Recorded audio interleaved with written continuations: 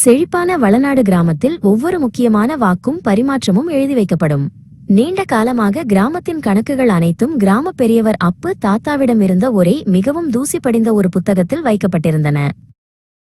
ஆனால் சில சமயங்களில் யாருக்கும் தெரியாமல் யாரோ ஒருவர் உள்ளே நுழைந்து ஒரு வாக்கை அழித்து விடுவார்கள் அல்லது ஒரு பரிசை மாற்றி விடுவார்கள். ஒரே புத்தகத்தை மாற்றுவது எளிது, அது மக்களுக்கு கவலையை அளித்தது. நமக்கு ஒரு புதிய வழி வேண்டும் என்று கிராம கணக்காளரான மாலதி அறிவித்தாள். இனி ஒருபோதும் யாரும் பதிவை மாற்ற முடியாத அளவுக்கு பாதுகாப்பான ஒரு முறை.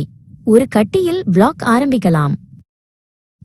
இந்த கட்டியில் புதிய நிகழ்வுகளின் பட்டியலை வைப்போம். மாலதி அப்பு தாத்தாவுக்கு ஒரு தென்னங்கன்று கொடுத்தாள். அப்பு தாத்தா மாலதிக்கு வயலில் ஒரு நாள் உதவி செய்வதாக உறுதியளித்தார். இந்த கட்டி நிறைந்ததும் அதை மூடி சீல் வைப்போம். பாதுகாப்பின் முதல் ரகசியம் இதுதான், மந்திரப்பூட்டு. கட்டியில் உள்ள எல்லா தகவல்களையும் எடுத்து ஒரு தனித்துவமான ரகசிய குறியீடாக ஒரு கைரேகை போல மாற்றுவோம். இந்த குறியீடுதான் கட்டியின் மந்திரப்பூட்டு. ஆனால் இதோ இரண்டாவது ரகசியம், அதுதான் சங்கிலி, செயின்.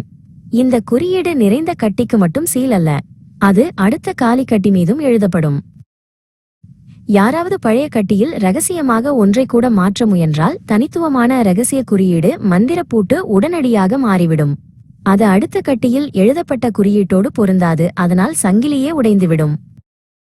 இதோ கடைசி ரகசியம், எல்லோரிடமும் ஒரு நகல் இருக்கும். ஒரே ஒரு தூசி படிந்த புத்தகத்திற்கு பதிலாக வளநாட்டை கவனிக்கும் ஒவ்வொருவருக்கும் இந்த சங்கிலியின் ஒரு நகல் கிடைக்கும். ஒரு புதிய கட்டியை சங்கிலியில் சேர்ப்பதற்கு முன் அனைத்து நகல்களும் மந்திரப்பூட்டு குறியீடு சரியானது என்றும் புதிய கட்டி நிறைவானது என்றும் ஒப்புக்கொள்ள வேண்டும். பிளாக் செயின் என்பது சீல் செய்யப்பட்ட தனித்துவமான கட்டிகளின் சங்கிலி. அது எல்லா இடங்களிலும் நகல் எடுக்கப்பட்டு ஒன்றாக பூட்டப்பட்டுள்ளது. கடந்த காலத்தின் பதிவுகள் எப்போதும் பாதுகாப்பாக இருக்கும், யாரும் முறைகேடு செய்ய முடியாது என்பதற்கு இது ஒரு வெளிப்படையான நம்பகமான உறுதிமொழி. அப்படித்தான் வளநாடு உலகில் மிகவும் நேர்மையான கிராமமாக மாறியது.